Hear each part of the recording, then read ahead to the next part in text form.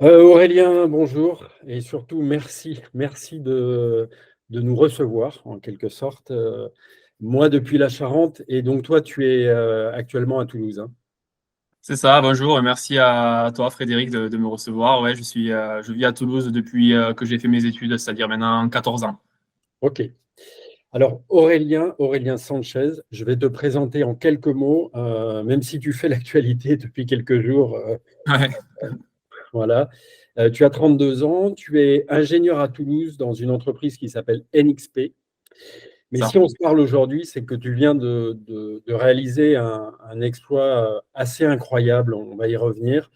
En fait, tu as réussi à faire les 5 tours, en fait, à terminer une course qui est un peu un monument de notre sport, qui s'appelle la Barclay.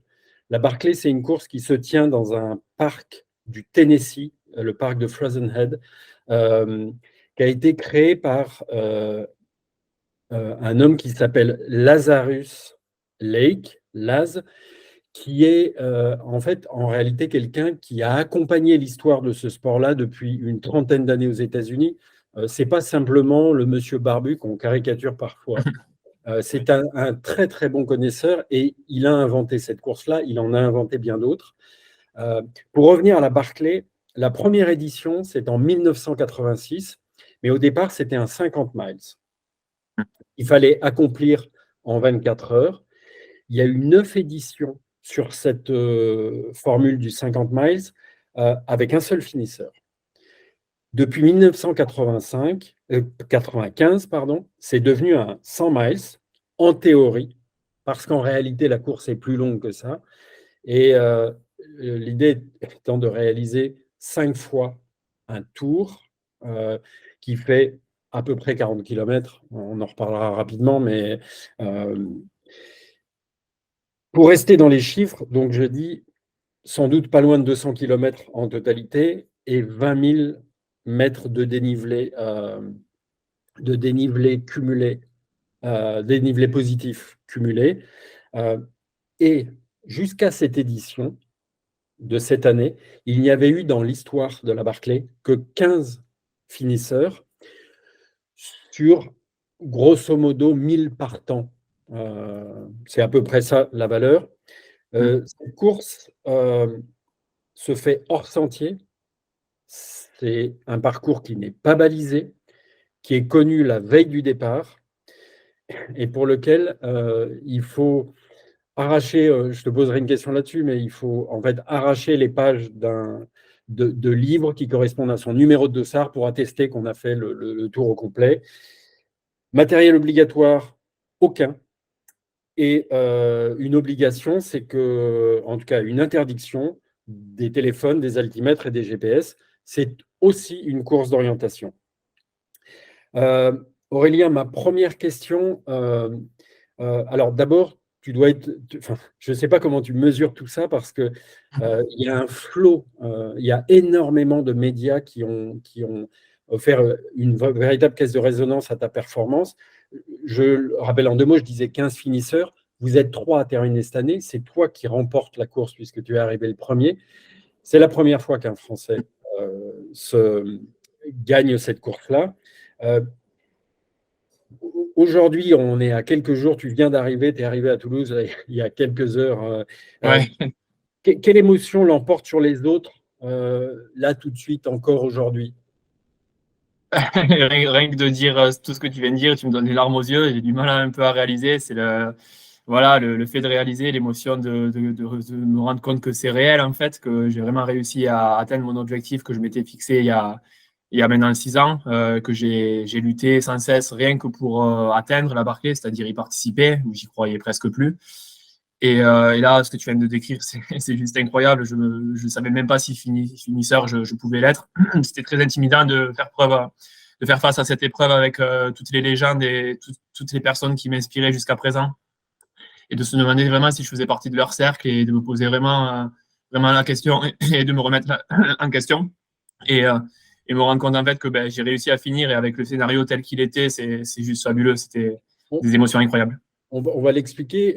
Il se trouve que donc il y avait 15 finisseurs jusque-là. Cette année, vous êtes 3 à finir, mais en réalité, ça porte le chiffre à 17, puisque John Kelly, qui termine en deuxième position, était finisseur de l'édition 2017, une édition, je crois, qui t'a marqué parce que c'est une édition au cours de laquelle Gary Robbins, un Canadien, est arrivé quelques secondes après les 60 heures. Je ne l'ai pas dit tout à l'heure, mais il faut aussi faire ces 200 km, ces 5 tours en 60 heures.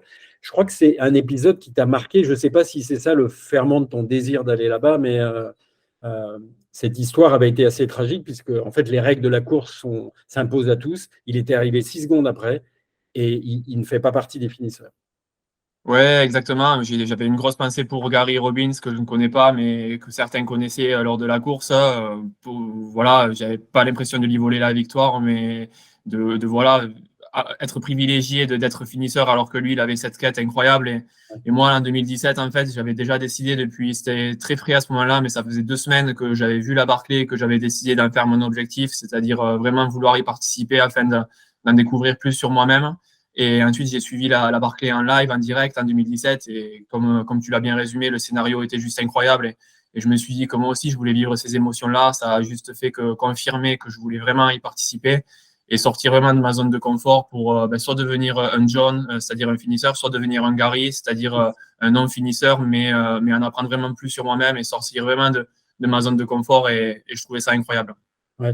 Je le précise, tu as vécu aux États-Unis entre 2016 et 2019. Hein. Est-ce que tu avais eu l'occasion d'aller sur le site de Frozen Head? Ouais, du coup, très tôt, vu que j'avais décidé ce projet-là en 2017, l'année d'après, je me suis rendu sur les lieux, j'ai fait une course de Laz, où j'ai pu ensuite aller au parc. Et c'est là où j'avais déjà partagé sur les réseaux l'histoire de ma fameuse coquille de noix, en fait, où j'avais ramassé ce petit souvenir sur la Yellow Gate en 2018.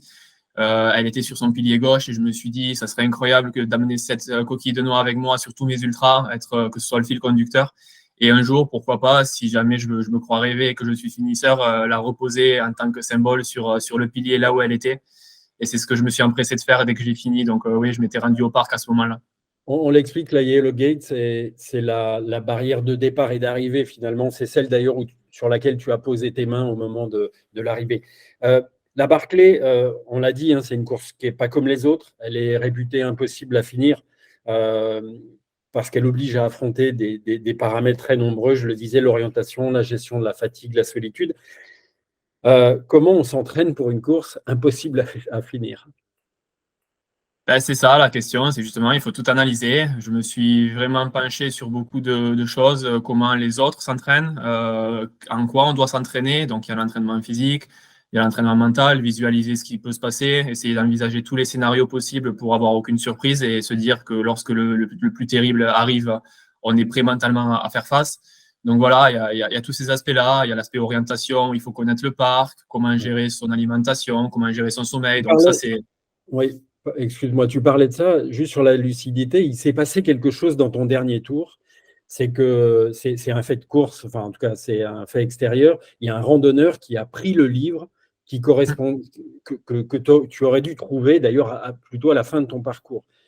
Or, il se trouve que si j'ai bien compris, tu as eu cette lucidité de te dire, le livre devrait être là, s'il n'est pas là, c'est pas normal, donc je continue. Et on sait que dans l'histoire, il y a des coureurs qui sont devenus fous en ne trouvant pas un livre qui… là, en tout cas, toi, tu as gardé cette lucidité pour continuer. Ouais. Quand même. Ça me rappelle à nouveau des émotions, ce que tu me dis, c'est encore tout frais. Mais ouais, en fait, j'étais sur place, j'étais passé là 4 fois déjà. Et là, pour le coup, c'était un livre assez facile. J'étais persuadé, j'ai quand même regardé autour de moi s'il n'y avait pas d'autres cairns visibles qui ressemblaient à ce tas de pierres. Clairement, j'ai compris que j'étais au bon endroit, j'ai retourné toutes les pierres, j'ai compris qu'il n'y était pas.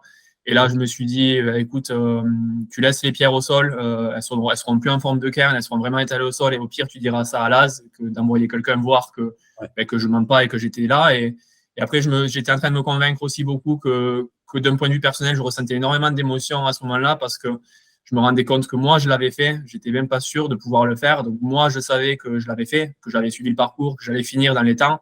C'était incroyable. Et après, le livre, il servait en plus pour de la validation externe, la validation de Laz et mettre un tampon sur toute l'histoire. Mais moi, je m'étais convaincu que c'était possible, que je l'avais fait et ça passait au-delà. Du coup, j'ai continué mon chemin tout en sachant que le chemin parcouru avant n'allait pas être remis en question me concernant. Ouais. Lazarus, on en parlait, le créateur, l'organisateur de la course, il présente cette course comme un problème à résoudre. Et quasiment tous les finisseurs sont des scientifiques. C'est ton cas aussi. Ce sera ma dernière question. Est-ce que tes acquis scientifiques ont été déterminants? Est-ce que tu as eu aussi cette approche-là d'avoir un problème à résoudre? Je pense bien. Après, les acquis, voilà, plutôt la méthodologie, c'est ça, d'analyser un peu déjà quelles sont les variables qu'on doit maîtriser et celles qu'on ne peut pas maîtriser.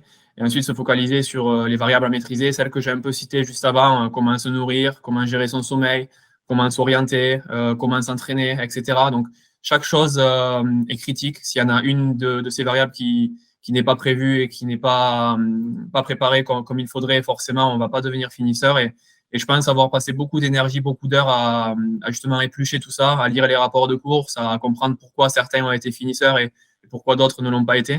Donc, c'est plutôt l'aspect analytique, je dirais, justement, d'analyser toutes ces données qui sont disponibles et de pouvoir faire en sorte de gérer ces risques-là du mieux que possible.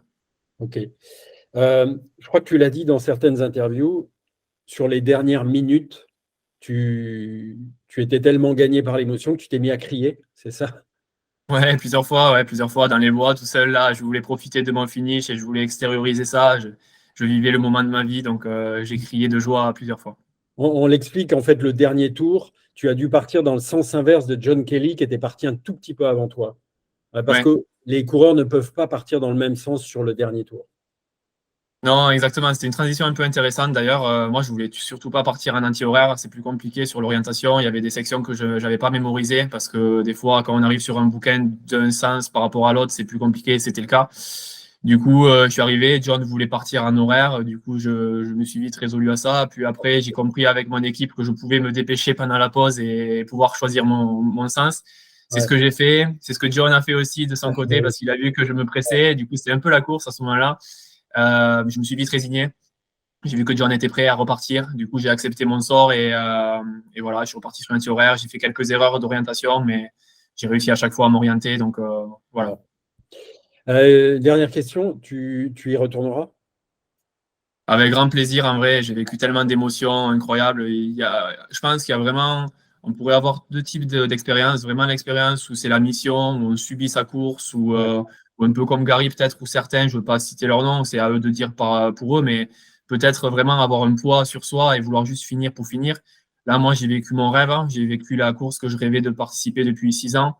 Tout s'est bien passé. J'avais une bonne étoile pour moi. Les planètes étaient alignées. J'ai vécu énormément d'émotions et j'ai pris plaisir à faire partie de la communauté, des gens qui m'inspiraient depuis 6 ans. Et clairement, oui, je pense y retourner. Je ne sais pas quand. Je ne sais pas si ça sera dès l'an prochain.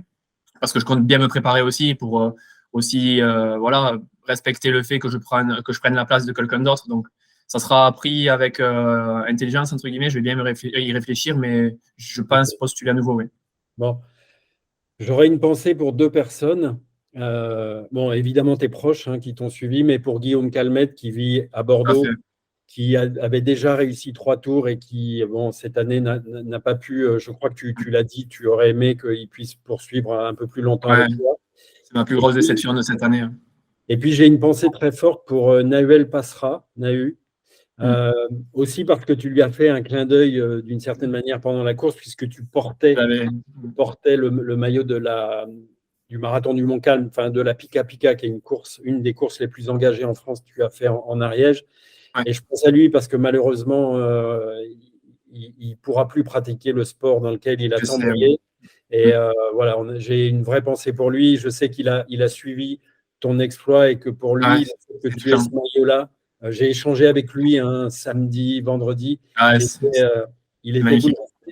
bouleversé. Si je peux me permettre, j'aimerais bien rebondir sur ça aussi parce que je le dis jamais à quel point je suis reconnaissant envers Guillaume d'être mon pote et mon mentor. C'est incroyable. On a partagé toute la préparation ensemble et il m'a tout il m'a soutenu de dingue. On était vraiment un binôme pour cette édition. Et on pourrait croire à la Barclay qu'on est égoïste, qu'on veut le finish pour soi. Et c'était pas du tout son optique. On était vraiment, on se tirait vers le haut tous les deux. Et ça m'a fait très mal de voir que ça s'est pas bien passé pour lui aussi. Ça me fait très mal toujours aujourd'hui. Donc j'espère que qu'un jour la rédemption sera faite le concernant. Et comme tu le dis clairement aussi, le Montcalm, c'était pas innocent. J'ai fait exprès pendant la transition boucle 4, boucle 5, parce que c'est la région, c'est un événement qui me plaît beaucoup. J'ai adoré l'organisation l'an dernier, avec des valeurs qui me parlent. Et du coup, le clin d'œil et le fait que ça ait touché Noël, ça me touche énormément aussi. Ouais. Ouais, c'est une course extraordinaire. Je termine. D'abord, je te remercie infiniment. On aura l'occasion de se retrouver. Je présente ce livre, qui est un livre que mon frère et Aurélien Delfosse, un ami, ont écrit. Et en fait, ils sont allés à la rencontre des 15 finisseurs précédents. Et ben, en fait, et je conclurai par ça, tu nous as donné envie d'écrire la suite. Donc, dans la prochaine édition, évidemment, tu seras là. Et écoute, je te souhaite le meilleur. Repose-toi bien. Et puis, à une prochaine, pourquoi pas, à la Pika Pika. Super, avec grand plaisir. Merci beaucoup.